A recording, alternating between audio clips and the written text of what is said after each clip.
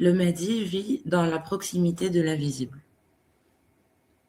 Voilà, et ben cette proximité de l'invisible, l'endroit justement où il se trouve, entre guillemets, si on pouvait symboliser ça par un endroit, je dirais un angle de vue dans lequel il Mhm. se trouve justement, on sait qu'il est au carrefour de tout, du monde visible de l'invisible, des ténèbres de la lumière, le confluent des deux mers qu'on va retrouver avec Al-Khidr alayhi salam et Moussa alayhi salam, où on a ces deux sciences qui vont se confronter, la jurisprudence, la charia et l'ilm ladunni.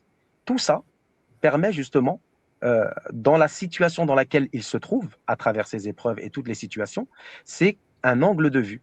C'est comme si je vous dis, par exemple, pour reprendre les symboliques, que Ouais. vous allez observer la ville en étant marchant sur le Ouais, trottoir et en regardant. le plus beau, désolé, le plus beau champ de vision qu'on peut avoir, genre.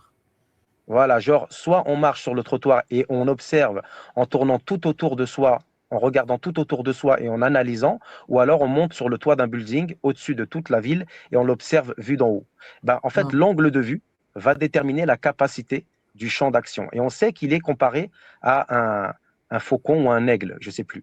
Et justement, la particularité de cet animal, c'est de surplomber et d'avoir cette supériorité par rapport aux autres, par Genre rapport du au petit au statut, à la grand. noblesse, les caractéristiques qui lui sont propres.